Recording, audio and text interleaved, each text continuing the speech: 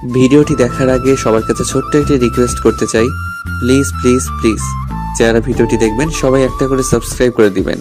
আপনাদের ভালোবাসা পেলে এমন ভিডিও আরো উপহার দিব। ওই তোর সমস্যা কি?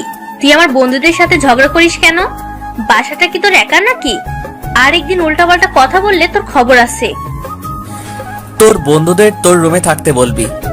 আমার রুমের সামনে দিয়ে ঘুরপাক খাচ্ছে কেন? আরেকদিন যদি তোর বান্ধবীরা আমার ফুল গাছের ফুল ছিঁড়ে, তাহলে তোর বান্ধবীদের চুল ছিঁড়বো, না হয় তোর চুল ছিঁড়বো। কি? তোর এত বড় সাহস? তুই আমার চুল ছিঁড়বি? দাঁড়া, দেখাচ্ছি মজা। কি করবি? তোর কোনো কিছু এখন কাজ করবে না। আপু নিজের হাতে চুলগুলো এলোমেলো করে চিৎকার দিতে শুরু করলো। পাশের রুম থেকে আম্মু এলো। কি হয়েছে, কাঁদছিস কেন? তোমার ছেলে আমাকে মারছে। মিথ্যা কথা, আমি মারিনি।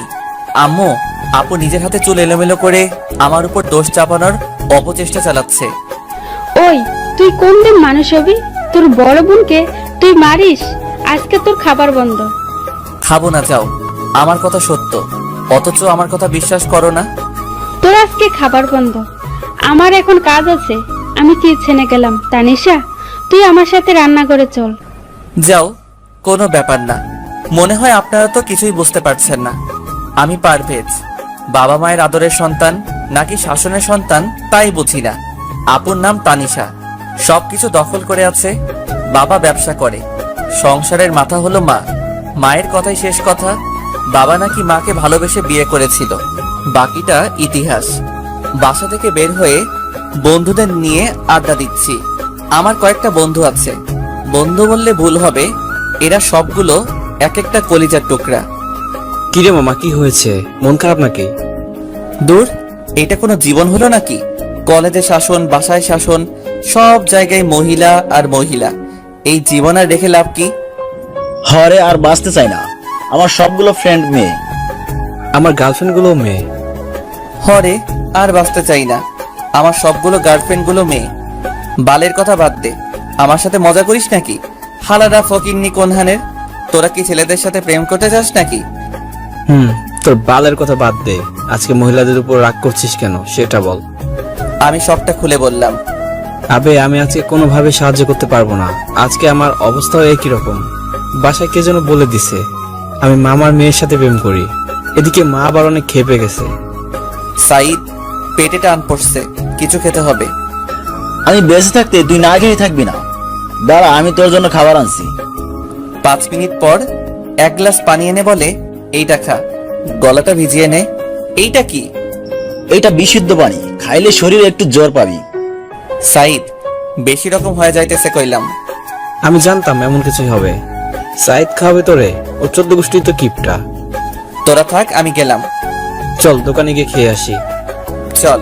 তারপর 3 জন মিলে খাওয়া দাওয়া করলাম, চা, রুটি, কলা, কেক। আমার ফোনে টাকা নাই। সাইদ, তোর ফোনটা একটু দে।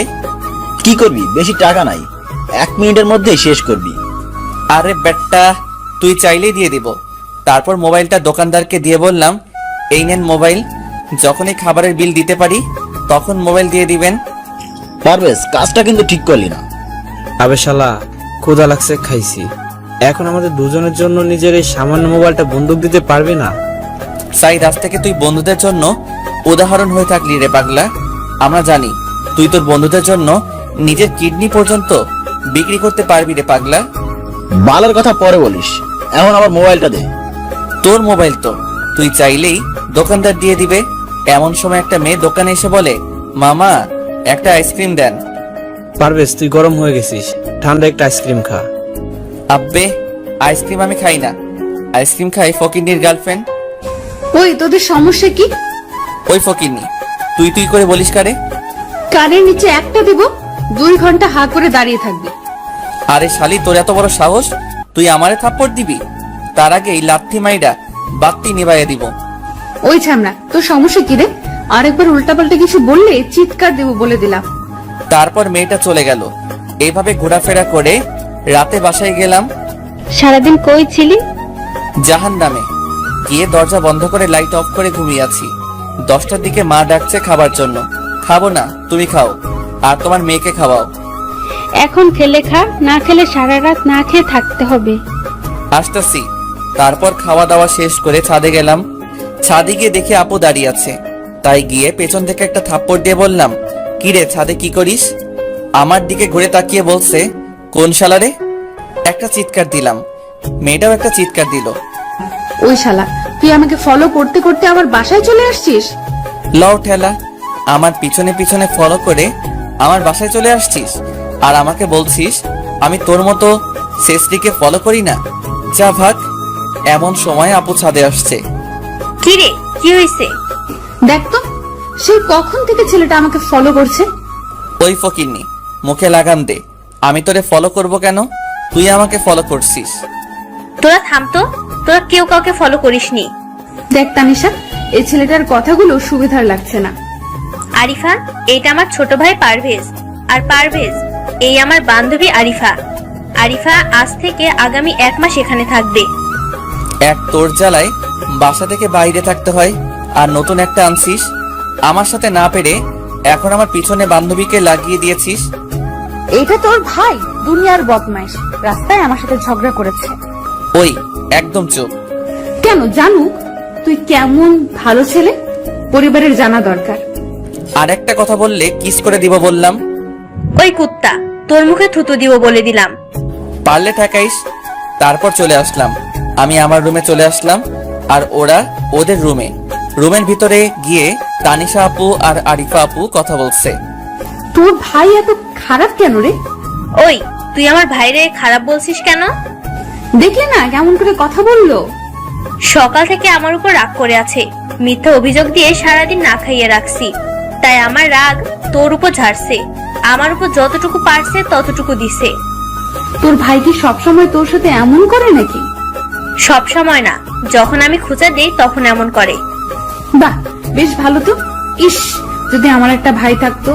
দূর, তোদের ঝগড়া থেকে আমারও ঝগড়া করতে মন চাইছে। আগামীকাল আমি তোর ভাইয়ের সাথে ঝগড়া করব। ঝগড়া করার দরকার নাই, ঝগড়া করলে সারাদিন না খেয়ে থাকে।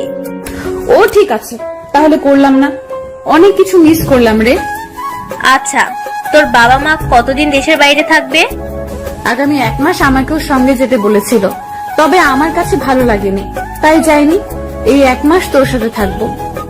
ঠিক আছে, কোনো সমস্যা নাই, তোর যতদিন মন চাই থাক, তবে পারভেজের কথা কিছু মনে করিস না। আর হ্যাঁ, এখন থেকে পারভেজের সামনে তোকে কেউ কিছু বলতে পারবে না, এটা আমি গ্যারান্টি দিতে পারি। পারভেজ যার সাথে ঝগড়া করে সে হয় পারভেজের বন্ধু, না হয় চরম শত্রু। বেশ মজার তো। আচ্ছা, এখন ঘুমা। সকালবেলা মনে হচ্ছে আমার রুমে অনেক বৃষ্টি হচ্ছে, তাই ঘুম ভেঙে গেল। মাথায় আমার আগুন লেগে গেল। সকালবেলা ঘুমের আসল মজা মনে হচ্ছে কাঁচা খেয়ে ফেলি। কিরে ডাইনি, তুই আমাকে পানি দিয়ে ভিজিয়ে দিলি কেন? ওই, তুই এত ঘুমাস কেন? হারামি, তুই আমার স্বপ্নটাই নষ্ট করে দিলি। বাস্তবে তো তোর জ্বালার কারণে প্রেম করতে পারলাম না। অনেক কষ্ট করে স্বপ্নে একটা মেয়েকে পটালাম, এখন বিয়ের কথা হচ্ছিল, তুই আমার বিয়েটা ভেঙে দিলি। দূর হয়ে যা আমার চোখের সামনে থেকে। ওই, তুই প্রেম কর, তাহলে আমার কোনো চিন্তা নাই। আমি চিন্তা করি তোর পাল্লায় পড়ে কোন মেয়ের জীবন নষ্ট করবে। আর শোন, মা তোকে ডাকছে, চলে আয়, দেরি করলে মা আসবে। যা, আমি আসতাছি। তারপর ফ্রেশ হয়ে মায়ের কাছে গেলাম। নাস্তা করে একটু তোর বাবার অফিসে যা, আজকে না খেয়ে তোর বাবা অফিসে গেছে। ঠিক আছে, দাও। খাওয়া দাওয়া শেষ করে বাবার অফিসে খাবার নিয়ে গেলাম। তুই খাওয়া দাওয়া শেষ করে আসছিস? তুমি খেয়ে নাও, আমি এখন কলেজে যাব। তারপর কলেজে চলে আসি। কলেজে এসে মিজান আর সাইদের সাথে বসে আড্ডা দিচ্ছিলাম, এমন সময় আপু ফোন করে বলল তাদের কলেজে নাকি আজকে অনেক ঝগড়া হচ্ছে। রাজনৈতিক 2 গ্রুপের মধ্যে চরম তোলপাড় সৃষ্টি হয়েছে, তাই কলেজ থেকে বাসায় ফিরে আসতে চাইছে, কিন্তু তারা দুজন অনেক ভয় পাচ্ছে। তুই অপেক্ষা কর, আমি আসছি, তুই বাহিরে বের হবি না, আমি বললে বারান্দায় আসবি। তারপর আপুর কলেজে গেলাম, গিয়ে দেখি বেশ বড় ধরনের ঝগড়া হচ্ছে। কোনো রকমে ভিতরে গিয়ে পিছনের গেট দিয়ে বের হয়ে আসলাম। তুই আসতে এত দেরি করলি কেন? দেরি করলাম কোথায়, মাত্র আধা ঘন্টা লাগছে। হয়েছে হয়েছে, এত কথা বলার দরকার নাই। তারপর আপু মোটর সাইকেলে উঠলো, আর আরিফাও। এবার যাবি নাকি এখানেই দাঁড়িয়ে থাকবি? যাচ্ছি। তোর মুখে অল টাইম করল্লার মতো তিতো থাকে কেন রে? তুই যে ছেলের ঘরে যাবি সেই ঘরে গ্যাস বিল লাগবে না, তোর মাথায় হাঁড়ি পাতিল রাখলেই রান্না হয়ে যাবে। আচ্ছা তানিশা, তুই তোর ভাইয়ের সাথে সব সময় এমন করে কথা বলিস কেন? তোর ফোন পাপার সাথে সাথেই চলে আসছে, আর তুই ওর সাথে ঝগড়া করছিস। কি অদ্ভুত মানুষ মাইরি তুই। এই ভেন্টিলেটর আপনি আমাদের মাঝখানে আসছেন কেন? ওই, আমি ভেন্টিলেটরের মুখের মাঝে এত বিষ কেন? আমি তো তোমার পক্ষ নিয়েই কথা বলছিলাম। তারপর বাসায় চলে আসলাম। শোন, তোর জন্য কিছু টাকা রাখছি, তুই আমার কাছ থেকে নিয়ে নিস। কোনো মতলব আছে নাকি? থাক, নিতে হবে না। তুই ভিতরে যা, আমি আসছি। তারপর আমি আমার রুমে না গিয়ে সোজা আপুর রুমে গেলাম। আমি ভিতরে গিয়ে বসে আছি, এমন সময় আরিফা বাথরুম থেকে বের হয়ে আসলো। আমাকে দেখে একটা চিৎকার দিল, আমিও চিৎকার দিলাম। আপু বাথরুম থেকে বের হয়ে আসলো। কি রে, কি হয়েছে? তোমার বান্ধবী বাথরুম থেকে, এতটুকু বলতেই আরিফা আমার মুখ চেপে ধরে। আসলে হঠাৎ করে রুমে চলে আসার কারণে আমি ভয় পেয়ে যাই, আর আমার চিৎকার শুনে তোর ভাই চিৎকার দেয়। ও এই কথা, আমি তো ভেবেছিলাম পারভেজ তোকে ভয় দেখিয়েছে নাকি। আপু আমি আমার রুমে যাই, পরে আসবো। ঠিক আছে। আমি আমার রুমে এসে চিন্তা করছি এটা কি হলো। আমি যে আরিফার শরীরের অনেকটা দেখে ফেলেছি, আমার এখন লজ্জা লাগছে। আমি আর আরিফা আপুর সামনে যেতে পারবো না। একটু পর আমি বাথরুমে গিয়ে গোসল করে বের হলাম। আমার গায়ে শুধু একটা 3/4। এমন সময় আরিফা আপু আমার রুমে আসলো। রুমে এসে বলল কোনো মেয়ের রুমে যাবার আগে পারমিশন নেওয়া লাগে। কথাটুকু বলে আমার দিকে তাকিয়ে একটা চিৎকার দিল, আমিও চিৎকার দিলাম। তারপর আমি তাড়াতাড়ি কাপড় পরে আপুর রুমে গেলাম। ওই তোর বান্ধবী কোথায় রে? মনে হয় ছাদে গেছে। ঠিক আছে। তারপর আমি সোজা ছাদে গেলাম। ছাদে গিয়ে দেখি আরিফা আপু দাঁড়িয়ে আছে। এই যে ম্যাডাম, আপনি আমার রুমে কিছু না বলে চলে গেলেন কেন? আপনিও তো না বলেই চলে গেছেন। আমাকে তো আপু যেতে বলেছিল। দেখেন, আমি জানি এটা একটা অ্যাক্সিডেন্ট, এটা নিয়ে এত চিন্তা করার কিছু নাই। ঠিক আছে, কিন্তু কাউকে কিছু বলবেন না, এমনকি আপুকেও না। এই কথা তো আমার বলার কথা, আপনি বলছেন? আপনি আমার পুরো শরীর দেখেছেন, তাই চিন্তাটা আমার বেশি। হাসালেন, অনেক বিনোদন পাইলাম। আপনার নাভিটা অনেক সুন্দর। ওই বজ্জাত ছেলে। আপনাকে বিনোদন দিলাম। তারপর আমি চলে আসলাম। খাবার খেয়ে বাইরে চলে এলাম। মিজান আর সাইদের সাথে আড্ডা দিলাম। এমন সময় মিজান বলল, দোস্ত, মামার মেয়ের বিয়ে ঠিক করে ফেলেছে, আমি ওরা ছাড়া বাঁচতে পারবো না। আরে হালা, মরতে হবে না, আগে মেয়ের বাসা কোথায় তা খোঁজ খবর নিতে হবে। মিজান, কখনো কখনো ফালতু মানুষও ভালো বুদ্ধি দিতে পারে। তার জীবন্ত প্রমাণ হলো আমাদের বন্ধু সাইদ। ওই, তুই আমার ফালতু বললি কেন? তোরা এখন চুপ কর, আমি না হলে এখান থেকে চলে যাব। জানা তোকে কে ধরে রাখছে? মিজান রাগের চোটে চলে গেল। মিজান তো চলে গেল, এখন কি করবি? আমিও বাসায় চলে যাই। আরে বেটা দাঁড়া, মিজানের মামার বাসা চিনোস? হ্যাঁ, কিন্তু মিজানের মামা অনেক দাপটের লোক, তাই কিছু করা যাবে না। আরে বেটা, আমরা আটকাবো ছেলে পক্ষকে। তারপর দুজন মিলে মিজানের মামার বাড়ির সামনে ইচ্ছে করে মোটর সাইকেল নিয়ে একটা গাছের সাথে ধাক্কা মারি। সাইদ গিয়ে পড়লো রাস্তায়, আমি গিয়ে পড়লাম গাছের গুড়ির সামনে। কিছুক্ষণের মধ্যেই মানুষ জড়ো হতে লাগলো। এটাই তো আমি চাইছিলাম। আমি জ্ঞান হারানোর নাটক করে পড়ে আসি। এই পারভেজ, কথা বল, কি হয়েছে তোর? তারপর সাইদ আমাকে নিয়ে মিজানের মামার বাড়িতে নিয়ে গেল। নিয়ে বলল, আমার দোস্ত মারাত্মকভাবে আহত হয়েছে, একটু পানি এনে দেন, ওর মাথায় ঢালবো। আমি মনে মনে বলি, শালাই ভালোই কাজ করছে, তবে আমি যে হুঁশে আছি এইটা সাইদকে বোঝানো যাবে না, তাহলে ওই নাটকটা ঠিক মতো করতে পারবে। এমন সময় দুইজন মহিলা বাসা থেকে পানি এনে দিল আর আমার মাথায় ঢালতে লাগলো। আমি মনে মনে বলি, আরো বেশি করে ঢাল। 5 মিনিট পানি ঢালার পর আমি নাটক শেষ করলাম। সাইদ, আমি কই? দোস্ত, তুই জায়গা মতো আসোস। আমার মোবাইলটা পাচ্ছি না কেন? তারপর মিজানের গার্লফ্রেন্ডের কাছ থেকে মোবাইলটা নিয়ে আমি আমার নাম্বারে কল দিলাম। তারপর চলে আসলাম এলাকায়, এসে আড্ডা দিলাম। রাত 10টায় বাসায় ফিরে এলাম। এতক্ষণ কোথায় ছিলি? একটা মিশন শেষ করে আসলাম। আবার কার ঘরে আগুন লাগানোর চেষ্টা করছিস? নিজের ঘরেই লাগাবো। ঠিক আছে ঠিক আছে, বাবার মতো হোস না, তাহলে সারা জীবন ধরে শুধু অফিস আর বাসা, বাসা আর অফিস দুটো নিয়ে জীবন শেষ করে দিবি। এখানে আবার আমাকে টানাটানি করছো কেন?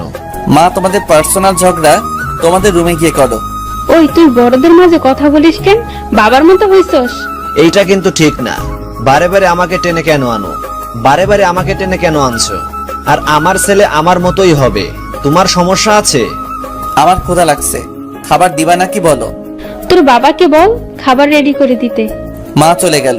আসলে এটা আমাদের পরিবারের ঝগড়া না, এটাই ভালোবাসা। এমন সময় তানিশা আর আরিফা এলো। তানিশা খাবার রেডি করছে আর আরিফা আমাদের ঝগড়া দেখে হাসছে। খাওয়া দাওয়া শেষ করে রুমে গেলাম।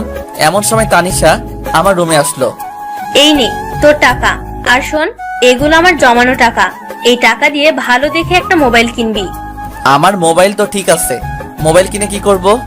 আমার এক বান্ধবী একটা মোবাইল কিনছে, ওই মোবাইলটা আমার খুব পছন্দ হয়েছে, তাই আমি চাই তুই ওইরকম একটা মোবাইল কেন। এটা কোনো কথা হলো?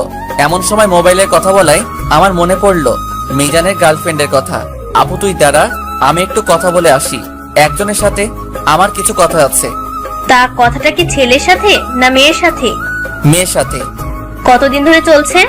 কি কতদিন ধরে চলছে? মোবাইলে কতদিন ধরে চলছে? আপু আমার জন্য কথা বলছি না, মিজানের জন্য কথা বলছি। ওর গার্লফ্রেন্ডের নাকি বিয়ে, তাই বিয়েটা আটকানোর চেষ্টা করছি, এই আর কি। ও তাহলে তুই কথা বল, আমি আসি। আর শোন, আগামীকাল মোবাইল কিনবি। ঠিক আছে। তারপর ছাদে গিয়ে কথা বলছিলাম। এমন সময় আরিফা ছাদে আসলো। আমার কথা বলা দেখে আরিফা বলল, কার সাথে কথা বলেন? গার্লফ্রেন্ডের সাথে। ভালো, তা আপনার বোন বললো আপনার কোনো গার্লফ্রেন্ড নাই? ঠিকই বলছে, আমি আমার বন্ধুর গার্লফ্রেন্ডের সাথে কথা বলছি। তারপর মোবাইলে কথা বলে ছেলে সব খোঁজ খবর নিলাম। তারপর আরিফাকে বললাম সরি কেন? দুপুরের আচরণের জন্য। কোনো সমস্যা নাই, ইটস ওকে। আপনি এত রাতে ছাদে কেন আসছেন? মা একটু পর কল দিবে, তাই ছাদে আসছি। ও, তারপর আরিফা তার মায়ের সাথে কথা বলল। আমি দাঁড়িয়ে আছি। কথা শেষ করে আরিফা আমার দিকে তাকালো। একটা কথা বলবো? বলেন। আপনি সব সময় আপনার পরিবারের সবার সাথে এভাবে কথা বলেন কেন? আমাদের পরিবারে সবাই সবাইকে অনেক বুঝে, আর আমাদের ভালোবাসাটা এমনি। মা বাবা ভালোবেসে বিয়ে করেছে, তাদের দুজনের মধ্যে অনেক মিষ্টি ঝগড়া লেগেই থাকে। কখনো মায়ের অসুখ হলে বাবা তখন আর ঘুমায় না, আবার বাবার অসুখ হলে মা সারা রাত বাবার পাশে বসে থাকে। আর আমার আর আপুর ঝগড়া তো অন্যরকম, কখনো কিছু চাইতে হয় না। আপুর কোনো সমস্যা হলে আমি বন্ধুর মতো পাশে থাকি। আমাদের মাঝে কোনো সরি বা থ্যাংক ইউ নেই। আমাদের পরিবারের সবাই অনেক ফ্রি। একজনের সাথে ঝগড়া লাগলে তাকেই বেশি দোষারোপ করা হয়। গতকাল সকালে আপুর সাথে ঝগড়া হয়েছে, আজকে নিজের জমানো টাকা দিয়ে দিছে মোবাইল কেনার জন্য। আমার মতে এটাই আসল ভালোবাসা। ঝগড়া লাগবে কিন্তু রাগ করে কথা না বলার কিছু নেই। একদিন যদি বাসার কারোর সাথে কথা না বলি, তাহলে হয়তো সবাই টেনশন করবে, কারণ তারা ভাববে আমি কি কোনো কষ্ট পেয়েছি নাকি। আচ্ছা, আপনার বাবা মায়ের সাথে ঝগড়া হয় না? না, বাবা সব সময় ব্যবসা নিয়ে ব্যস্ত থাকে। আমি মায়ের সাথে বেশি সময় কাটাই। তারাও যথেষ্ট পরিমাণ রোমান্টিক, এই বয়সেও ঘোরাঘুরি করতে পারে। তাই মা বাবাকে একা ছেড়ে আসছি। আর কাবাবে হাড্ডি হতে চাইলাম না, কিন্তু আমি একা বাসায় থাকবো, এই জন্য তারা অনেক চিন্তিত ছিলেন। তাই আমি তানিশার কথা বলে এইখানে আসছি, কারণ একা একা আমার ভালো লাগে না। আমি প্রথমে ভেবেছিলাম তুমি অনেক ঝগড়াটে, কিন্তু এখন বুঝলাম তোমরা সবাই আসলে ভালোবাসার ঝগড়া করো। আচ্ছা, এখন গিয়ে ঘুমিয়ে পড়ুন। হ্যাঁ। তারপর রুমে গিয়ে ঘুমিয়ে গেলাম। সকালবেলা ঘুম ভাঙলো আপুর পানির কারণে। এই ডাইনি, তুই আমার জীবনটা শেষ করে দিলি। তুই একটা সকালেও ঘুম থেকে সময় মতো উঠতে পারিস না।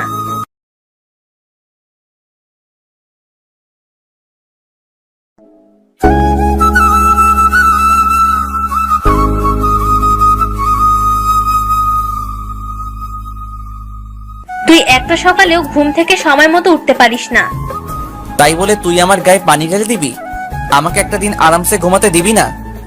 ওই, এত বকবকানি শোনার মতো সময় আমার নেই। ফ্রেশ হয়ে খাওয়া দাওয়া শেষ কর, কলেজে নিয়ে যাবি। আমাকে তুই ড্রাইভার পেয়েছিস নাকি? আমি আজকে কলেজে যাব না। সেটা তোর ব্যাপার, কিন্তু আমি যাব, আর তুই দিয়ে আসবি। এই নিয়ে কোনো কথা হবে না। ঠিক আছে ঠিক আছে, যা তুই, আমি আসছি। ফ্রেশ হয়ে নাস্তা শেষ করে বাইক নিয়ে দাঁড়িয়ে আছি। এমন সময় আরিফা আর আপু আসলো। আরিফাকে আজকে রাজকন্যা মনে হচ্ছে। কিরে, তুই এভাবে কি দেখছিস? কিছু না, ওঠ। তারপর আপু তারপর আরিফা দুজন উঠলো। আজকে কি তুই সত্যি কলেজে যাবি না? না, আমি কলেজে গেলে মিজানের অনেক বড় ক্ষতি হয়ে যাবে। কি ক্ষতি হয়ে যাবে? আজকেই মিজানের গার্লফ্রেন্ডকে নিয়ে আসবো, তারপর ওদের বিয়ে দিব। এখানে কি পালিয়ে বিয়ের কথা হচ্ছে নাকি? আবাল কোনহানের, এতক্ষণ কি বললাম তাহলে? এই, তুমি তোমার আপুর সাথে যেভাবে কথা বলো সেভাবে আমার সাথে কথা বলবে না। কেন এভাবেই বলবো? আমি তোমাদের স্পেশাল মানুষ। কিভাবে? আমি তোমাদের মেহমান। ঢেঁড়স, 2 টাকার মুরগি, 10 টাকার মশলা। কি বললা? বললাম আপনি অনেক ভালো। তারপর কলেজের সামনে নামিয়ে দিলাম। এখন কোথায় যাবি? শুভ কাজটা সেরে ফেলি। পারভেজ, একটা কথা বলি। বলেন। আমার না এসব দেখতে ভালো লাগে, প্লিজ আমাকে নিয়ে যাবে? আরে ধরা খেলে সর্বনাশ হয়ে যাবে। তখন আপনাকে নিয়ে পালাবো নাকি নিজের জীবন বাঁচাবো, কোনটা করব? তুমি কি ভীতু নাকি? আরিফা, এইসব কাজ অনেক কঠিন কাজ, তুই যাস না। আরে ধুর বোকা, তোর মতো এত বেরসিক নাকি? জীবনে প্রথম একটা সুযোগ পাবো, তাও আবার হাতছাড়া করবো নাকি? এই মিস আরিফা, আপনি কি জানেন এইসব ঘটনায় অনেক কষ্ট করতে হয়, আর ধরা পড়লে মাইর একটাও মাটিতে পড়ে না। যদি 2-1টা মাইর মাটিতে পড়ে তাহলে তা আবার উঠিয়ে পিঠে দেয়। তোমার প্রতি আমার বিশ্বাস আছে, তুমি পারবা, আমি জানি। তোমার চলাফেরা দেখেই বোঝা যায়। ঠিক আছে, আমি যেভাবে বলবো সেভাবে থাকতে হবে। ঠিক আছে। তাহলে তোরা যা, আমি কলেজে গেলাম। আর পারভেজ, আরিফার যেন কোনো ক্ষতি না হয়। বেশি পেঁচাল পারবি না। তারপর আরিফাকে নিয়ে আমাদের আড্ডা দেওয়ার জায়গায় গেলাম। সাইদ আগে থেকে রেডি হয়ে আসছিল। কি রে, তুই এত দেরি করলি কেন? এমনি একটু সময় লাগছে। দাঁড়া দাঁড়া, আমরা তো জানি তুই প্রেম করস না, তা কার গার্লফ্রেন্ড নিয়ে আসছিস? তুই সবসময় নেগেটিভ ভাবিস। উনি আমার আপুর বান্ধবী আরিফা আপু। সরি আপু, কিছু মনে করবেন না, আমি ঠিক বুঝতে পারিনি। পারভেজ, তোমার গার্লফ্রেন্ড নাই? না, আমার কাছে এসব প্রেম ভালোবাসা করার মতো ইচ্ছা নাই। তারপরে হয়তো বা 1-2টা প্রেম হয়ে যেত, কিন্তু আপুর জন্য আর সম্ভব হয় না। ও, তা তানিশা তোমাকে ভালোবাসতে না করে নাকি? না, তবে আপু মা বাবা যাকে পছন্দ করবে আমি তাকেই বিয়ে করব। ছোটদের বড় সিদ্ধান্ত নেওয়া উচিত নয়। পারভেজ, আমি সত্যিই তোমাকে অনেক বাজে মনে করতাম, কিন্তু তোমার মনটা অনেক ভালো। ধন্যবাদ আপনাকে। তোমার না আজকে ফোন কিনতে যাবার কথা? যাব তো, এই কাজটা শেষ করে যাব। এসব কথা বলতে বলতে মিজানের মামার বাড়ির সামনে গিয়ে দাঁড়ালাম। আরিফা, তুমি এখানে দাঁড়িয়ে থাকো, আমি আসছি। আমিও ভেতরে যাব। তুমি গেলে সব ল্যাঠা চুকে যাবে। আমি এখানে সব কিছু দেখার জন্য এসেছি। ঠিক আছে চলুন, কিন্তু অতিরিক্ত কোনো কথা বলতে পারবে না, আর আমি যেভাবে বলবো সেভাবেই থাকতে হবে। আমি সাইদ আর আরিফা ভিতরে গেলাম। আমি ভিতরে গিয়ে খালাম্মা খালাম্মা বলে চিৎকার দিতে লাগলাম। এমন সময় 2টা মহিলা ঘর থেকে বের হয়ে এলো। আমি পায়ে সালাম করে বলতে থাকলাম, খালাম্মা, আপনারা গতকাল আমার জীবন বাঁচিয়েছেন, সেজন্য আপনাদেরকে এক নজর দেখতে এলাম। থাক বাবা থাক, বেঁচে থাকো। গতকাল তোমরা দুজন এখানে যে অবস্থায় এসেছো, তোমার তো জ্ঞান ফিরছিল না। খালাম্মা, আমি একে এর বাবার বাড়ি থেকে পালিয়ে নিয়ে এসেছি, একটু আগেই বিয়ে করেছি। আর গতকালের ঘটনা ওকে বললেই ও আপনাদের এক পলক দেখার জন্য পাগল হয়ে গিয়েছিল, তাই নিয়ে এলাম। তা খালাম্মা, গতকাল একজন আপুকে দেখেছিলাম, তার মোবাইল দিয়ে আমার মোবাইল খোঁজ করে পেয়েছিলাম। সে কোথায়? তাকে একটা ধন্যবাদ দেওয়া আমার খুব প্রয়োজন। দাঁড়াও, আমি ডেকে দিচ্ছি, দেখা করে যাও। আর শোনো, পালিয়ে বিয়ে করাটা ঠিক না, এটা তুমি ভুল করেছো। এমন সময় মিজানের গার্লফ্রেন্ড এলো। আমি আরিফাকে বললাম, যাও তুমি আপুর সাথে একটু কথা বলো, আর তার জন্য আনা গিফটটা দাও। আরিফা আমার মুখের দিকে তাকিয়ে আছে। তাকিয়ে থেকো না, তাদের জন্য আমার জীবন বেঁচেছে, তাকে তুমি আনা গিফটটা দাও। তারপর আরিফা বাহিরে নিয়ে গেল। আমি সাইদ ওয়াশরুমে যাওয়ার কথা বলে বাড়ির পিছনে দেওয়াল টপকে বাইরে চলে গেল। কিছুক্ষণ পর আমি বলতে লাগলাম, না, আরিফাকে দিয়ে কিছু হবে না, এতক্ষণ কি গল্প করছে। এই কথা বলে আমি বাহিরে চলে এলাম। মোটর সাইকেল স্টার্ট দিয়ে আমরা উঠাও। আরিফা আমার পিছনে আর সাইদের পিছনে মিজানের গার্লফ্রেন্ড। 30 মিনিটের রাস্তা আমরা 20 মিনিটে কভার করলাম। তারপর মিজানকে ফোন করে বললাম, কাজী অফিসে আয়। মিজান কাজী অফিসে এলেই বিয়ের কাজ শেষ করে মিজানকে বললাম, তোর বউ মানে ভাবিকে তোর বাসায় নিয়ে যা, আর যদি তোর মা বাবা মেনে না নেয় তাহলে আমাদের বাসায় চলে আসবি। কিছুদিন থাকার পর সবকিছু একটা ম্যানেজ করে দিব ইনশাআল্লাহ। আর এখন চল সবাই মিলে রেস্টুরেন্টে খাওয়া দাওয়া শেষ করব। তুই আমার জীবন বাঁচিয়েছিস। আমি আজকে নিয়ত করেছিলাম ওকে না পেলে মরে যাব, আর তোরাও গতকাল বাজে ব্যবহার করছিলি। আবে শালা পারভেজ, গতকাল যে কাহিনী করছে আমার সারা জীবন মনে থাকবে। কিরে ভাই, এখানে দাঁড়িয়ে থাকবি নাকি? আমার পেটে ইঁদুর বাদুর বাঘ সিংহ দৌড়াচ্ছে। এখন রেস্টুরেন্টে চল। চল, আমারও ক্ষুধা লাগছে। তারপর রেস্টুরেন্টে গেলাম। মিজান আর ওর বউ একসাথে বসেছে। সাইদ এক পাশে, আমি আর আরিফা এক পাশে। বাজেট কম, আমার দিকে একটু খেয়াল রেখে অর্ডার করিস। আজকে তোর বিয়ের খাবার খাবো, তো কম কেন খাবো? দরকার হলে আজকে তোকে বন্দুক দিয়ে যাব। তারপরেও কষ্টের প্রতিশোধ নিব। সমস্যা নাই, তোমরা খাও, যদি টাকা লাগে আমি দিব। ওই তোমরা হরতাল বন্ধ করো, যার যা লাগে অর্ডার করো। এরপর অর্ডার করা শুরু করলাম। খাওয়া দাওয়া শেষ, 10,000 বিল হয়েছে। মিজান কষ্ট করে 7,000 দিল, বাকিটা মিজানের বউ দিল। তারপর বাসার দিকে রওনা দিলাম। আমি আর আরিফা একসাথে আসছি। ওই সময় তুমি কথা বললে কেন? কোন সময় কোন কথা বলছি? ওই সময় তুমি ওই কথা বললে কেন? ওই সময় বললা আমি তোমার বউ। এই কথা না বলে অন্য কোনো কথা বলতে পারতে। জায়গা বুঝে কথা বলছি, আর সেই জন্য আমি সত্যি দুঃখিত। ঠিক আছে, তুমি তোমার বন্ধুর প্রেমের জন্য এত কিছু করো, নিজে প্রেম করো না, এটা কেমন কথা? কোচ কখনো মাঠে নামে না, আমি ওদের কোচ, বুঝলা? আচ্ছা, তুমি কি আমার বন্ধু হবে? কেন? কেন, আমরা কি বন্ধু হতে পারি না? তুমি তো আমার চেয়ে বড়। তাতে কি? আমার যদি কোনো সমস্যা না থাকে তাহলে তোমার সমস্যা হবে কেন? ঠিক আছে, আজ থেকে আমরা বন্ধু। তারপর বাসায় গিয়ে ফ্রেশ হয়ে খাওয়া দাওয়া করে একটা ঘুম দিলাম। সন্ধ্যায় আরিফার ডাকে ঘুমটা ভেঙে গেল। কি হলো, ডাকছো কেন? তুমি না মোবাইল কিনতে যাবে, আর আমারও কিছু কেনাকাটা করতে হবে, তাই ভাবছিলাম দুজন মিলে একসাথে যাব, যদি তোমার কোনো আপত্তি না থাকে। ঠিক আছে, তুমি রেডি হয়ে নাও, আমি ফ্রেশ হয়ে আসছি। তারপর ফ্রেশ হয়ে আরিফাকে ডাক দিলাম। এমন সময় মা বলল, কি হয়েছে রে, এমন ভাবে চিৎকার করছিস কেন? আরিফা আপু মার্কেটে যাবে, তাই তার জন্য অপেক্ষা করছি। অপেক্ষা করছিস ভালো কথা, চিৎকার দিলি কেন? ওদের রুমে গিয়ে ডাক দে। আমি মনে মনে বলি, রুমে গেলে যা দেখায় তা দেখে মাথা ঠিক থাকে না। কি হলো, দাঁড়িয়ে আছিস কেন? হ্যাঁ যাচ্ছি। তারপর ওদের রুমে গিয়ে ডাক দিলাম। পারভেজ, তুমি 1 মিনিট বসো, আমার রেডি হওয়া শেষের দিকে। ঠিক আছে, বসে আছি। আজকে শাড়ি পরেছে, অনেক সুন্দর লাগছে। মনে হচ্ছে ঘাসের বুকে যেমন শিশিরের ফোঁটা রোদের সোনালি আলোয় মুক্তোর মতো রূপালী আলো ছড়ায়, ঠিক সেই রকম লাগছে। পিছন থেকে আপু বলছে, কিরে পারভেজ, তুই আরিফার দিকে এভাবে তাকিয়ে আছিস কেন? না দেখছি আর চিন্তা করছি। কি চিন্তা করছিস? চিন্তা করছি এইরকম একটা শাড়ি তোকেও কিনে দিতে হবে। এটা আমার শাড়ি, আরিফার নাকি অনেক পছন্দ হয়েছে, তাই গিফট করে দিয়েছি। খুব ভালো করেছিস, এটা মহৎ একটা কাজ করেছিস। পারভেজ চলো। আপনি কি কোনো বিয়ে বাড়িতে যাবেন নাকি? পরে বলি, এখন চলো। ঠিক আছে চলেন। আমি নিচে গিয়ে বাইকে বসে আছি। বাইক রাখো, আমরা রিক্সা দিয়ে যাব। আমর জ্বালা, বাইক রেখে আমি রিক্সা দিয়ে যাব কেন? আবে হালাই চিল্লাইবার লাগছো গেলা। কি তা কও তুমি? পুরান ঢাকার কথা শিখলা কবে?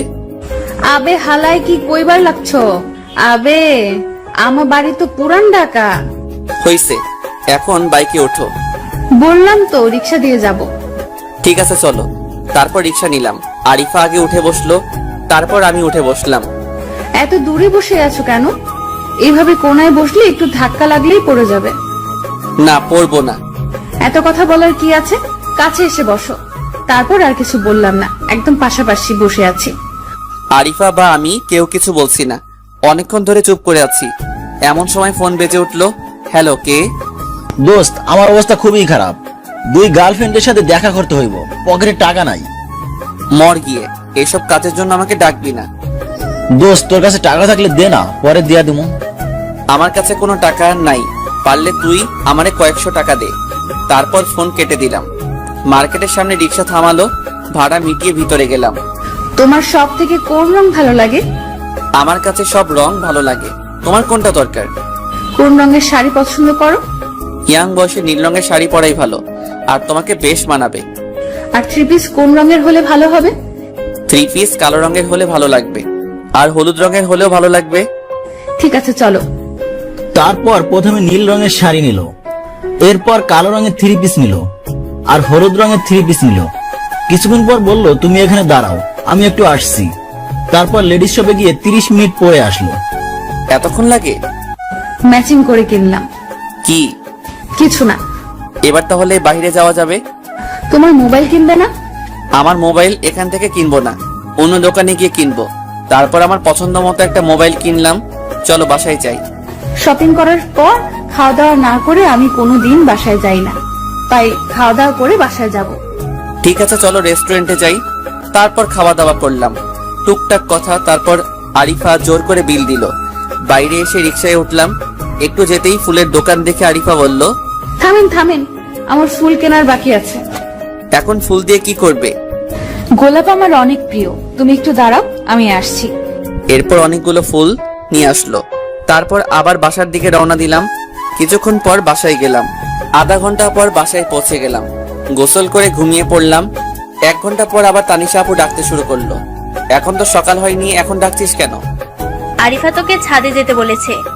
তুই যা, আমি এত রাতে যেতে পারবো না। তুই না গেলে আমি পানি ঢালবো বিছানায়। আমি কি যাব না বলেছি? আমি বলেছি এই তো যাচ্ছি। গুড, এখন যা। ঠিক আছে, আমি যাচ্ছি। তারপর ছাদে গেলাম।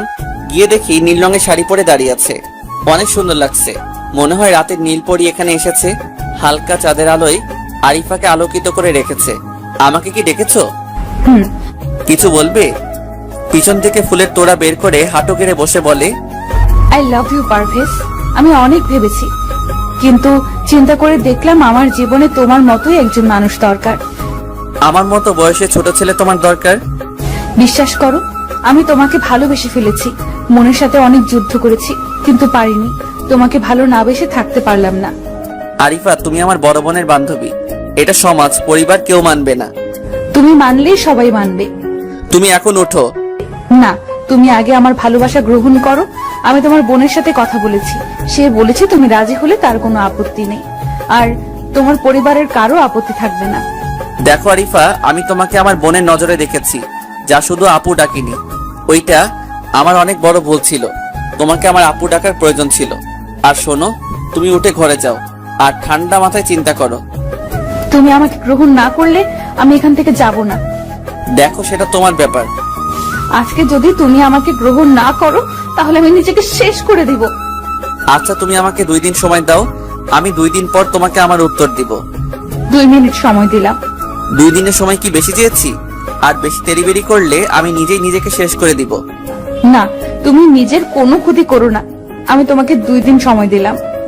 তারপর আরিফাকে রুমে যেতে বললাম। কিছুক্ষণ পর আমিও রুমে চলে এলাম। একটু পর তানিশা আমার রুমে এলো। ওই তুই কি রে? মেয়েটা নিজের লাজ লজ্জার মাথা খেয়ে তোকে প্রপোজ করলো, আর তুই ওকে ফিরিয়ে দিলি? আমি তোর কি এমন ক্ষতি করেছি রে? তুই তোর বান্ধবীকে আটকাতে পারলি না? আরিফাকে চিনি, ও অনেক ভালো মেয়ে। কোনো ছেলের সাথে ওর আড্ডা নেই, কারোর সাথে প্রেম করেনি। তাছাড়া বাবা মায়ের একমাত্র মেয়ে। ওই তোকে অনেক আগে থেকেই ভালোবাসে। সবকিছু ঠিক আছে, কিন্তু আরিফা তো আমার চেয়ে বড়। তুই জেনে শুনে এমন একটা কাজকে উৎসাহিত করলি।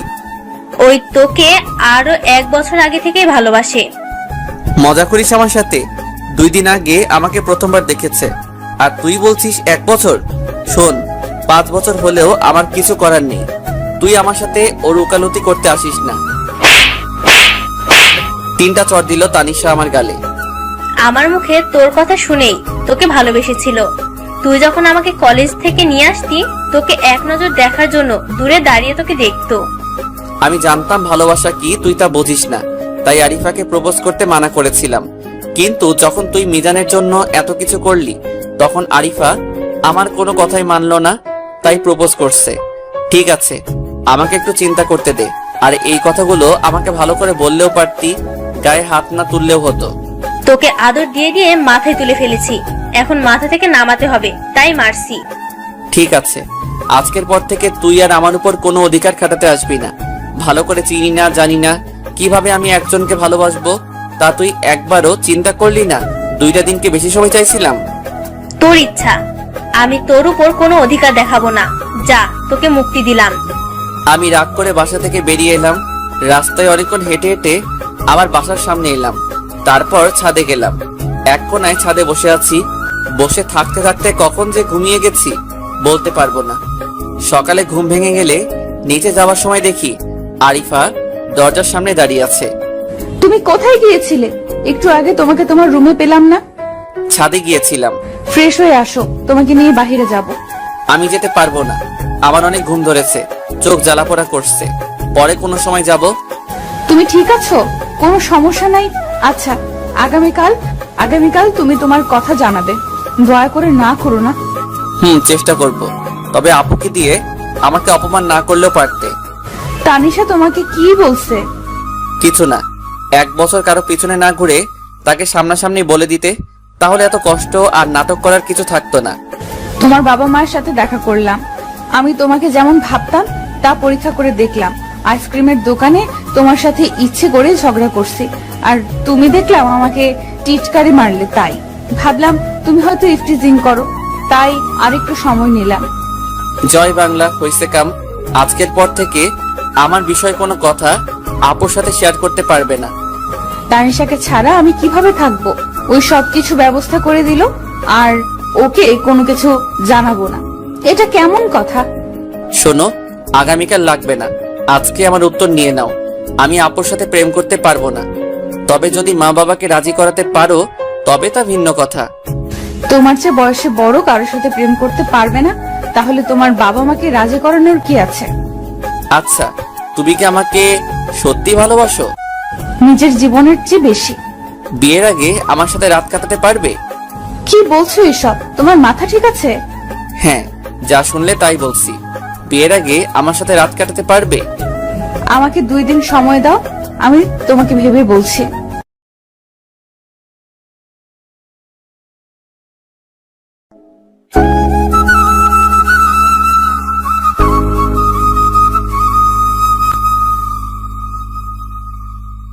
হ্যাঁ, যা শুনলে তাই বলছি। বিয়ের আগে আমার সাথে রাত কাটাতে পারবে? আমাকে 2 দিন সময় দাও, আমি ভেবে বলছি। তোমার যতদিন সময় লাগে সময় নাও, তারপর আমি আমার রুমে চলে আসি। আমারও তো একটু দেখা দরকার কেমন ভালোবাসে। আবেগের বশে সে কি বিবেককে বিসর্জন দিতে পারে কিনা। গোসল করে একটা লম্বা ঘুম দিলাম। দুপুরবেলা ঘুম থেকে উঠে ফ্রেশ হয়ে বাইরে যাচ্ছি, এমন সময় দেখি আরিফা ডাকছে। কিছু বলবা? হ্যাঁ, তোমাকে নিয়ে আমি একটু বের হতে চাই। কোথায় যাবে? তুমি রেডি হও, আমি তোমাকে নিয়ে যাচ্ছি। এখন কিছু জানতে চেও না। ঠিক আছে, আমি আসছি। 5 মিনিট সময় দাও। রেডি হয়ে নিচে গেলাম। আরিফা আগে থেকে আমার জন্য অপেক্ষা করছে। চলো। তারপর বাহিরে গিয়ে একটা রিক্সা নিয়ে যাচ্ছি। রিক্সা থেকে নামলাম একটা এতিমখানার সামনে। ভিতরে যেতেই অনেকগুলো বাচ্চা এসে আরিফার চারদিকে ভিড় করলো। মনে হয় আরিফা এদের অনেক আপন। আরিফা আমার দিকে আঙ্গুল তুলে বলছে, ওই যে তোমাদের ভাইয়া। কিছু বুঝে ওঠার আগে বাচ্চাগুলো আমার কাছে ছুটে আসলো। তারপর বাচ্চাদের সাথে বসে সময় পার করলাম। সন্ধ্যার দিকে একটা গাড়ি এলো। গাড়ি থেকে একটা লোক এসে আরিফাকে বলল, ম্যাডাম, খাবার এসে গেছে। এখন কি বাচ্চাদেরকে খাবার দিয়ে দেব? সবাইকে খবর দাও। এমন সময় আরিফা আমার কাছে এসে বলল, এদের সাথে বসে খেতে তোমার কোনো আপত্তি আছে? দেখো, এদের সাথে খেলে অন্যরকম একটা অনুভূতি কাজ করবে, অনেক শান্তি পাবে। আমার কোনো সমস্যা নাই। তাছাড়া আমি প্রতি বছর এমন বাচ্চাদের সাথে বসে খাবার খাই। তাইলে ঠিক আছে, তুমি আমার সাথে বসে খাবে। তারপর আমি আরিফার পাশে বসে বাচ্চাদের সাথে খাচ্ছি। মাঝে মাঝে আরিফার দিকে তাকিয়ে আছি। আরিফা কিন্তু একবারও আমার দিকে তাকালো না। খাওয়া দাওয়া শেষ করে বাহিরে বসে আছি। এখানে বসে আছো কেন? তোমার কি মন খারাপ? না, অনেক ভালো লাগছে, সত্যি অনেক আনন্দ লাগছে। এখন চলো, সবার কাছ থেকে বিদায় নিয়ে চলে যাই। তারপর সবার কাছ থেকে বিদায় নিয়ে আসার সময় এতিমখানার চাচা বলছে, আরিফা মা, তুমি আবার কবে আসবে?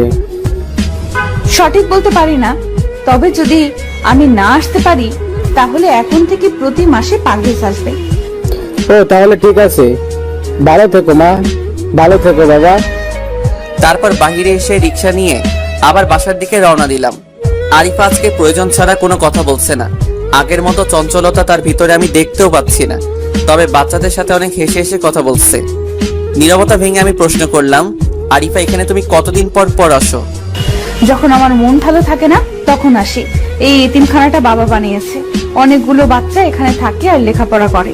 আমাদের বাসায় কেউ গেলে ওই দিন বাহির থেকে খাবার নিয়ে যাওয়া হয়, আর না হলে ওইখানেই রান্না করা হয়। পুরোটাই বাবা নিজের হাতে সামলান। আমাদের সাথে ফোন করে কথা না বললেও এতিমখানার খোঁজ খবর ঠিকই রাখেন। ও, তাহলে আমার মনে হয় তোমার বাবা অফিসে অনেক ভালো মানুষ। আচ্ছা পারভেজ, ওই সময় কি কথাটা তুমি সিরিয়াসলি বলেছিলে নাকি মজা করেছিলে? কোনো কথা বলছো তুমি? এক রাতের কথা। সিরিয়াস ভাবে বলছি। তাহলে আমি চিন্তা করে ফেলেছি। তোমার কথায় আমি রাজি, আমার কোনো আপত্তি নেই। তোমার কি মাথা ঠিক আছে? তোমার মনের আশা পূরণ করলাম আর কি। এমন সময় রিক্সা বাসায় এসে পড়লো। রিক্সা ভাড়া মিটিয়ে রুমে চলে এলাম। এমন সময় মিজান ফোন করে বলল যে তার বাবা মা তাদের বিয়েটা মেনে নিয়েছে আর আগামীকাল তাদের বৌভাত অনুষ্ঠান, তাই আমাকে রাতেই যেতে হবে। মিজান, আমি আগামীকাল সকালে আসবো, এখন আসতে পারবো না। মিজান বলল, তোর বাসার দরজাটা খোল, আমি বাইরে দাঁড়িয়ে আছি। দরজা খুলে দেখি মিজান আর মিজানের বউ দাঁড়িয়ে আছে। ভিতরে আয়। সামনে থেকে ভিতরে গিয়ে চিৎকার দিতে আরিফা আপু একটু বাহির আসেন। আরে মিজান, কেমন আছো তোমরা? আপু একদম ভালো আছি। আমাদের দুজনের পরিবার থেকে আমাদের বিয়েটা মেনে নিয়েছে। আগামীকাল আমাদের বাড়িতে অনুষ্ঠান, তাই আপনাকে দাওয়াত দিতে এলাম। আপনি কিন্তু আসবেন। তারপর আমাদের বাসার সবাইকে দাওয়াত দিল, সবাই খুশি। পারভেজ চলি রে। ঠিক আছে, যা, ভালো থাকিস। তারপর রুমে গিয়ে কাপড় চেঞ্জ করে ছাদে গেলাম। চিন্তা করছি আগামীকাল আমি মিজানের বিয়ের অনুষ্ঠানে যাব না। আমার বাড়িতে এলো, সবাইকে দাওয়াত দিল সামনাসামনি, আমাকে মোবাইলও বলল আর সরাসরি বলল না, তাই যাব না। এমন সময় আরিফা ছাদে আসলো। কিছু বলবে? না, মন ভালো লাগছে না, তাই ছাদে চলে এলাম। তাহলে তুমি বসো, আমি আসি। আমার পাশে বসো। না, আমি ঘুমিয়ে পড়বো। আমি রাজি, তুমি জায়গা ঠিক করো।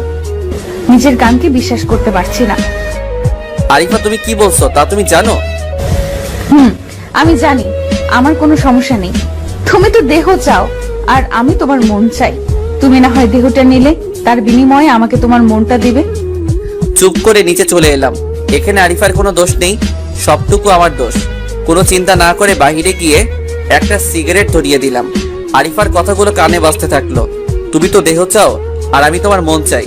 তুমি না হয় আমার দেহ নিলে, তার বিনিময়ে আমাকে তোমার মনটা দিবে। কথাটা বারবার কানে বাজতে থাকলো।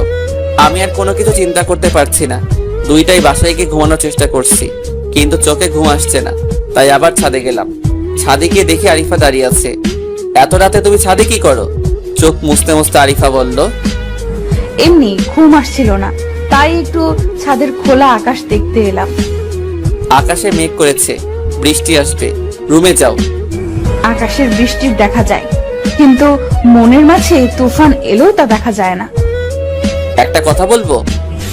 বলো, তোমার কিছু বলার বাকি থাকলে বলতে পারো। না থাক, তুমি বরং রুমে যাও। থাকবে কেন, বলো কি বলতে চাও। না এমনি, তুমি বরং ঘুমাতে যাও। হঠাৎ বজ্রপাতের আওয়াজে আরিফা আমাকে জড়িয়ে ধরেছে। আমিও কিছুটা ভয় পেয়ে আরিফাকে জড়িয়ে ধরেছি। কিছুক্ষণ পর আমি আরিফাকে ছাড়িয়ে বলি, সরি, আসলে আমি হঠাৎ করে এমন হবে বুঝতে পারিনি। আমিও অনেক ভয় পেয়ে গিয়েছিলাম। তাহলে এবার রুমে যাও। একটা কথা বলবো? বলো। মানুষটা কখন মরে যায় তার কোনো ঠিক ঠিকানা নাই। আজকে যদি বৃষ্টি হয়, তুমি আমার হাত ধরে একটু ভিজতে পারবে? তোমার মাথা ঠিক আছে? এত রাতে ভিজলে 100% ঠান্ডা লাগবে। ঠান্ডা লাগবে না। এমন সময় অঝোর বৃষ্টি ঝরতে শুরু করলো।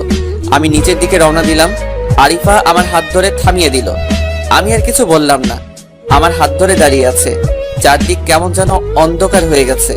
আবার বাজের আওয়াজ, আবারও জড়িয়ে ধরা, আবার ছেড়ে দিলাম। আমি আরিফার চোখের দিকে তাকিয়ে আছি। ওর চোখ মনে হয় কিছু বলতে চাচ্ছে। চোখের ভিতরে মনে হচ্ছে অনেক গভীর, যেখানে অজানা অনুভূতি আর বোঝাতে না পারার কষ্ট, আবার হারানোর ভয়। আমি নিজেকে ছাড়িয়ে নিতে চাইলাম, কিন্তু পারছি না। কোন এক অজানা নেশায় আসক্ত হয়ে আছি আমি। কতক্ষণ ছিলাম তা জানি না। রাত 3টার দিকে তানিশা ছাদে এলো। এসে দেখে আমি আর আরিফা চোখের দিকে দুজন তাকিয়ে আছি, কেউ কোনো কথা বলছি না। এরপর তানিশা এসে আমাকে একটা চড় মেরে বলল, একটা মেয়ে সর্বনাশ করতে তোর গায়ে বাঁধলো না? কি সর্বনাশ করলাম রে আমি? তানিশা, তুই এখানে এলি কেন? আর পারভেজ আমার কোনো সর্বনাশ করবে কেন? এখন কয়টা বাজে? খবর আছে তোর? 11টা-12টা হবে। এখন রাত 3টা বাজে। তুই আমাকে মারলি কেন? তুই আমার সাথে কোনো কথা বলবি না। তোর সাথে কথা আমি বলতে চাচ্ছি না। তুই আমাকে মারলি কেন? তুই তোর কাজের জন্য মার খাইছিস। তারপর আমি রুমে চলে এলাম। অনেক ঠান্ডা লাগছে। আর এতক্ষণ কিভাবে গেল?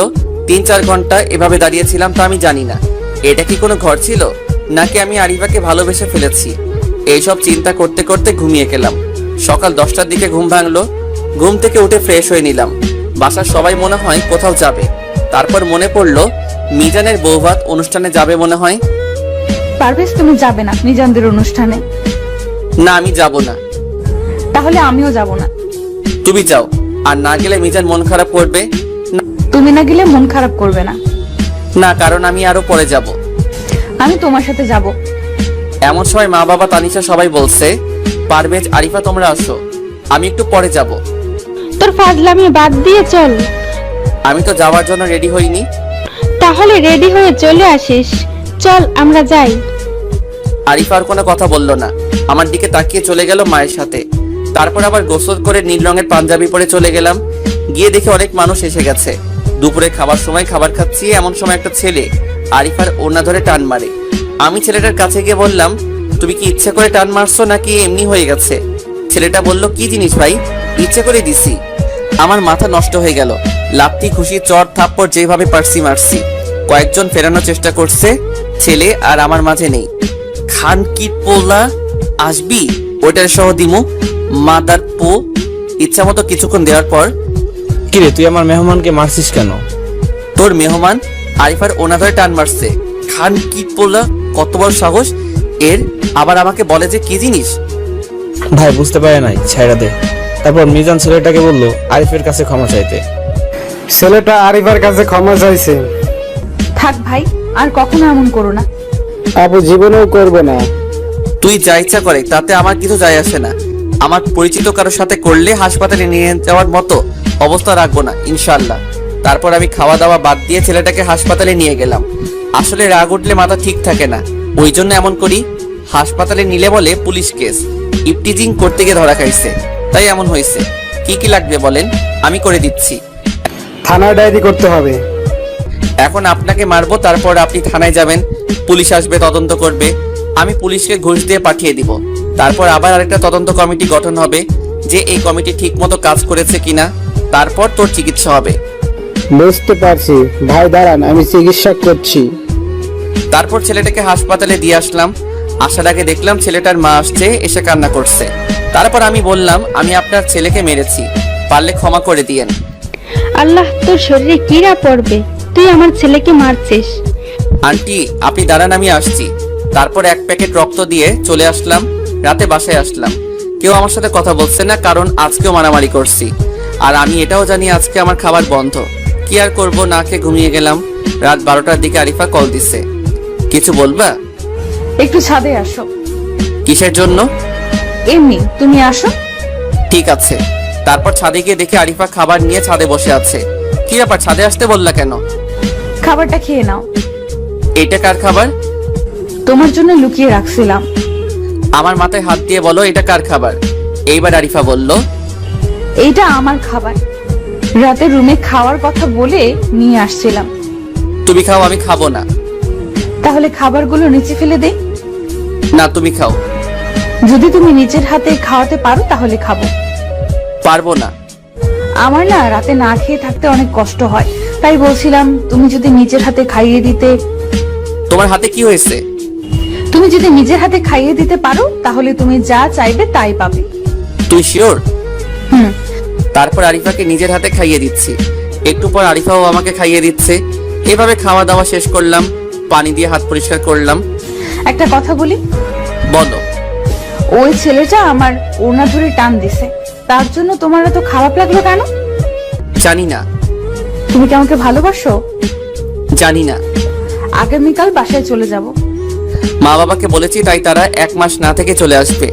আমি হয়তো আগামীকাল বিকালে চলে যাব। আর একটা কথা, তুমি বলছিলে না বিয়ের আগে তোমার সাথে এক রাত থাকতে, আজকে আমি তোমার সাথে থাকবো।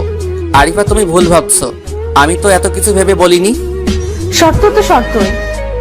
আরিফা তুমি না একটু আগে বললা যে আমি তোমার কাছে যা চাইবো তাই দিবা। তাহলে শোনো, আমি চাই তুমি সব সময় হাসি খুশি থাকো। আমিও চাই তুমি সব সময় আমার পাশে থাকো। তারপর কিছুক্ষণ কথা বলে রুমে চলে গেলাম। সকালে ঘুম থেকে উঠে জানতে পারলাম আরিফা সকালে তার বাসায় চলে গেছে। আগামী 1 সপ্তাহ পর তার বিয়ে। আমাদের বাসায় আরিফার বাবা মা আসছিল, আমি ঘুমিয়েছিলাম, তাই আমার সাথে দেখা হয়নি। নে, এবার তো তোর শান্তি। আরিফা যাবার সময় অনেক কেঁদেছে। মেয়েটার মুখের দিকে আমি তাকাতে পারিনি। বারবার বলে গেছে, আমি আমার ভালোবাসার মানুষকে কখনো বোঝাতে পারিনি আমি তাকে কতটা ভালোবাসি। আরিফা আমাকে সব কিছুই বলেছে, আর এই বিষয়টা তোর বাবাও জানে। আমরা ভেবেছিলাম তুই ওকে পছন্দ করবি, কিন্তু তুই যেহেতু না করেছিস তাই আমরাও না করে দিয়েছি। জীবনে আসল ভালোবাসাটা তুই হারিয়ে ফেললি। আর মাত্র 7 দিন পর মেয়েটির বিয়ে হয়ে যাবে। আমি কোনো কিছু বলতে পারছি না, কারণ নিজের অজান্তেই কখন যে আরিফাকে ভালোবেসে ফেলেছি তা আমিও জানি না। শুধু নিজের ইগোর কথা চিন্তা করে কিছু বলতে পারলাম না। এমন সময় তানিশা একটা চিঠি দিয়ে গেল।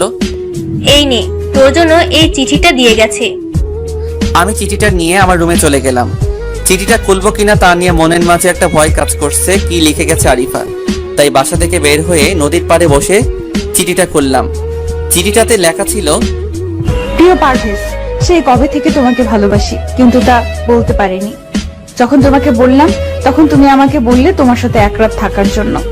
আমি তাতেও রাজি ছিলাম, তুমি আবার না করে দিলে। ওই দিন বৃষ্টির রাতের কথা মনে আছে তোমার? ওই দিন আমি তোমার চোখে ভালোবাসা দেখেছিলাম, কিন্তু তুমি তা বুঝতে পারলে না। আমি বাবার কাছে বিয়ের জন্য কিছুদিন সময় চেয়েছিলাম, বাবা আমাকে দিয়েছিল, কিন্তু সেই সময়ের মধ্যে আমি তোমাকে আমার কাছে নিতে পারিনি। 1 সপ্তাহ পর আমার বিয়ে আমার খালাতো ভাইয়ের সাথে। আমি জানি তুমি আমাকে বন্ধু বলে মনে করো, তুমি পারলে আমার বিয়ের সময় এসো। তুমি আমার সামনে দাঁড়িয়ে থাকবে, আমি তোমার দিকে তাকিয়ে কবুল বলবো, আর মনে মনে ভাববো তোমার সাথে আমার বিয়ে হয়েছে। ইতি, তোমার পথের কাঁটা আরিফা। চিঠিটা পড়ে সত্যি অনেক খারাপ লাগছে। চোখের কোণে জল জমতে থাকলো। কান্না চেপে রাখতে পারলাম না, তাই চিৎকার দিয়ে কান্না করতে থাকলাম। ভালোবাসা কি তা আমি সত্যিই বুঝি না, কখনো বোঝার চেষ্টা করিনি। না চাইতেই যে ভালোবাসা পাওয়া যায়, সেই ভালোবাসাকে আমরা মূল্য দিতে জানি না। আমার সব অপমান সহ্য করেও যে আমার কথা ভাবতো, সেই আমাকে আসলে ভালোবাসে। আমি কি করব? এখন কি আরিফা আমার কাছে আসবে, বা আমি বললে সে আমার কথা মানবে? সবকিছু কেমন যেন কুয়াশার চাদরে ঢেকে যাচ্ছে। মেয়েটা তো কোনো দিক দিয়ে খারাপ না, দেখতে অনেক সুন্দরী। অসহায় মানুষের পাশে নিজেকে বিলিয়ে দেয়। তার পরিবারও একই রকম। না, আমি আমার ভালোবাসাকে হারিয়ে যেতে দিব না। যেভাবেই হোক আমাকে আরিফার বিয়ে আটকাতেই হবে।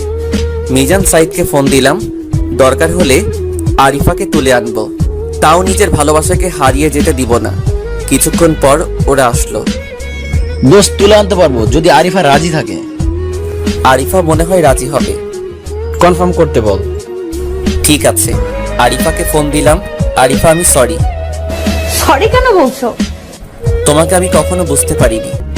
সেটাই তো তোমার জন্য ভালো হয়েছে, তবে আমার জন্য হয়েছে কষ্টের কারণ। প্লিজ, তুমি আমার জীবনে ফিরে আসো। কখনো কোনো অভিযোগ করার সুযোগ দিব না। এখন আবার কিছু করার নেই, বাবা আমার বিয়ে ঠিক করেছে। আমি বাবার কথার বাইরে যেতে পারবো না। তাহলে আমার কি হবে? আমার চেয়ে বেশি সুন্দর ও ভালো মেয়ে পাবে, চিন্তা করো না। আমি তোমাকে বিরক্ত করব না, আর তোমার কানের কাছে বক বক করবো না। তবে তোমার সাথে কাটানো দিনগুলো কখনো ভুলতে পারবো না। আমি তোমাকে বিয়ে করতে চাই। আমার বিয়ে ঠিক হয়ে গেছে, আর আমাকে ছেলের বাবা মা আংটি পরিয়ে দিছে। আমিও হ্যাঁ বলে দিছি। এখন আর না করার কিছু নাই। আরিফা, আমাকে একটাবার সুযোগ দাও। আরিফা কান্না করতে করতে বলল, আমি তোমাকে ভালোবাসতাম, এখন বাসি না। আর শোনো, পারলে ক্ষমা করে দিও, তোমাকে অনেক বিরক্ত করেছি। ঠিক আছে, তুমি যদি না চাও তাহলে আমি কিছু বলবো না। যেভাবে তুমি ভালো থাকো সেভাবেই থাকো।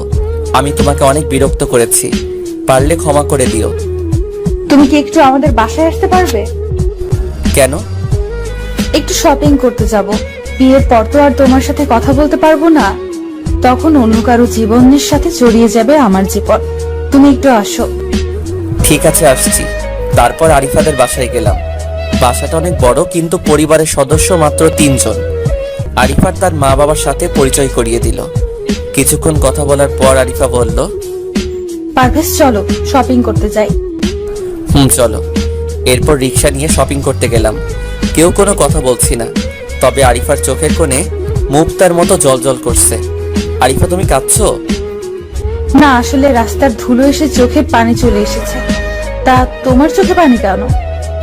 আমারও একই অবস্থা, রাস্তার ধুলোর কারণেই। ভালো। কিছুক্ষণ পর মার্কেটে গেলাম। কোন রঙের বেনারসি কিনবো? তোমার যেই রং পছন্দ। তুমি বলো, তোমার পছন্দের জিনিস পরে আমি স্বামীর বাড়ি যাব। লাল রঙের বেনারসির, পরনে হালকা গয়না, আর কপালে ছোট্ট একটা টিপ, হালকা মেকআপ। তাহলে তোমার স্বামী তোমার উপর থেকে চোখ সরাতে পারবে না। ঠিক আছে, তাই হবে। তারপর হালকা কিছু কেনাকাটা করে বাইরে এলাম। আরিফা চলো রেস্টুরেন্টে যাই। না, বাসায় যাব। শপিং করার পর তো না খেয়ে বাসায় কোনোদিন যাওনি। জীবনে অনেক কিছুই প্রথমবার হয়, নিজের অভ্যাসগুলো পরিবর্তন করতে চেষ্টা করছি। ঠিক আছে তাহলে চলো তোমাকে বাসায় পৌঁছে দেই। চলো। তারপর আরিফার সাথে ওদের বাসায় গেলাম। আরিফার মা বলল, পারভেজ বসো, আমি নাস্তা নিয়ে আসি। না আন্টি, আমার খিদে নেই। তা হয় না, তোমাকে খেতেই হবে। আন্টি নাস্তা আনলো, কিন্তু আমি মুখে নিয়ে বসে আছি। কিছুক্ষণ পর আন্টি বলল, পারভেজ তুমি খাচ্ছ না কেন? আন্টি আমার ভিতরে নিতে পারছি না। পানি খাও, তাহলে ঠিক হয়ে যাবে। আন্টি আমি আসি, আমার মাথাটা একটু ব্যথা করছে। এরপর আর কারো কোনো কথা শুনলাম না, সোজা বের হয়ে এলাম। বিষয়টা আরিফা লক্ষ্য করেছে। বাসায় এসে দরজা বন্ধ করে বাথরুমে গিয়ে 1 ঘন্টা দাঁড়িয়ে আছি। শাওয়ারের পানির সাথে চোখের জল মিশে পড়ছে। একটু পাগলামি করার কারণে আজকে এই অবস্থা। সন্ধ্যায় বাসা থেকে বের হয়ে নদীর পাড়ে বসে আছি। এমন সময় তানিশা ফোন করলো। কিছু বলবি? হ্যাঁ শোন, এমন কোনো কাজ করিস না, তার জন্য মা বাবা আর আমাকে আরিফার পরিবারের কাছে অপমান হতে হয়। না, তুই নিশ্চিন্তে থাক, এমন কিছু করব না। সবকিছুর সময় থাকে, সময় পার হয়ে গেলে আর তার কোনো মূল্য থাকে না। যেমন? মনে কর ওষুধ একটা জিনিস, তার যতদিন মূল্য থাকে ততদিন পর্যন্ত তাকে প্রয়োজন হয়। মেয়াদ উত্তীর্ণ হলে তা বিষ হয়ে যায়। ঠিক তেমনই তোর ভালোবাসার অবস্থা। তাই বলছি, আবেগের বশে কোনো সিদ্ধান্ত নিবি না। আমাদের পরিবারের সম্মান নষ্ট করিস না। এত ঝাড়ি মারিস না তো, আমি এত ছোট নই। আর ফোন রাখ, কাটা গায়ে লবণের ছিটা দিবি না। ফোন রাখ। আমার কথাটা মাথায় রাখিস। এরপর ফোন কেটে দিল। কোনো বন্ধুকে কাছে আনতে পারছি না। একদিকে ভালোবাসা, অন্যদিকে পরিবারের সম্মান। না, আর কিছু ভাবতে পারছি না। রাতের বেলা বাসায় গিয়ে বিছানায় কতক্ষণ ছটফট করে বুঝতে পারলাম ঘুম আমার কাছ থেকে ছুটি নিয়েছে। চোখে ঘুম নাই, সবাই অভিমান করেছে। শুধু ঘুমটা ছিল, সেও অভিমান করেছে। ছাদে গিয়ে বসে আছি, কোনো কাজ হলো না। তাই বাসা থেকে বের হয়ে দোকানে গিয়ে 2 প্যাকেট সিগারেট কিনলাম। তারপর ছাদে গিয়ে বসে বসে একটার পর একটা সিগারেট ধরিয়ে টানছি। সিগারেটের বিষাক্ত ধোঁয়ায় আমার লাল রঙের হার্টে লাগছে। এইভাবে কেটে গেল অনেক সময়। দূর থেকে ভেসে আসছে ফজরের আজান। তারপর নিচে চলে এলাম। আর মাত্র 6টা দিন বাকি আছে। তারপর আর ফিরে আসবে না আরিফা নামক মেয়েটা। রুমে এসে গোসল করে বসে আছি। অনেক ক্ষুধা লাগছে, কিন্তু পেটে তো কোনো কিছু যাচ্ছে না, ভিতরে নিতে পারছি না। এখন বুঝতে পারছি না পাওয়ার কষ্ট কাকে বলে। সকাল 10টায় আরিফার কল আসলো। পারভেজ, আজকে আনিস ভাই আমাদের বাসায় আসবে। বাবা মা বলেছে আমাকে এয়ারপোর্ট থেকে রিসিভ করতে। তুমি কি আমার সাথে যেতে পারবে? আমার না একা যেতে ভয় লাগছে। আনিস আবার কে? আর ভয় লাগার কি আছে? আনিস ভাইয়ের সাথে আমার বিয়ে ঠিক করা হয়েছে। আর তুমি আমার সাথে গেলে কি তোমার কোনো সমস্যা আছে? ঠিক আছে, আমি আসছি। একটু তাড়াতাড়ি আসো। ঠিক আছে, আসছি। মেয়েটা ইচ্ছে করেই আমাকে বারবার ডাকছে। আরিফা জানে এসব দেখে আমার কষ্ট হচ্ছে, তারপরও কেন আমাকে ডাকে, আমাকে কষ্ট দেওয়ার জন্য। তারপর আরিফার বাসায় গেলাম। একটু পর আরিফা আসলো। চলো, কিছুক্ষণের মধ্যে আনিস ভাই আসবে, এখন চলো। চলো। তারপর ওদের বাসা দেখে গাড়ি নিয়ে এয়ারপোর্টের দিকে রওনা দিলাম। গাড়ি চালানোর দায়িত্ব দিল আমার উপর। আরিফা আপু, একটা কথা বলি। এতদিন পর তুমি আমাকে আপু ডাকছো কেন? সেটা আমার ভুল ছিল। তুমি আমাকে নাম ধরেই ডাকবে, তাতে আমার কাছে ভালো লাগে। আর কি বলবে বলো? আমি তোমাকে আপু বলেই ডাকবো। আর শোনো, এরপর থেকে আমাকে আর ডাকবে না। আমি কবুল বলার আগ পর্যন্ত তুমি আমার সাথে থাকবে, তারপর যেখানে যেতে মন চায় সেখানে যাবে। আপু আমার কাছে ভালো লাগে না। তুমি আমাকে বন্ধু ভাবো, তাহলেই আর খারাপ লাগবে না। আমার সাথে তর্ক করবে না। কেন, কষ্ট হয়, ভয় পাও? না, তুমি বলেছো তাই এখন আর তোমাকে ভালোবাসি না। তাহলে সমস্যা কোথায়? আমার কাছে ভালো লাগে না, তাই বলছি। সত্যি কথা বলতে আমার কোনো ছেলে বন্ধু নেই, তাই বাধ্য হয়ে তোমার সাহায্য নিতে হচ্ছে। কিছুক্ষণ পর তো তোমার জীবন চলার বন্ধুকে পেয়ে যাবে, তো আর নতুন করে বন্ধুর কোনো প্রয়োজন হবে না। আমি বিয়ের আগ পর্যন্ত তোমাকে পাশে চাই।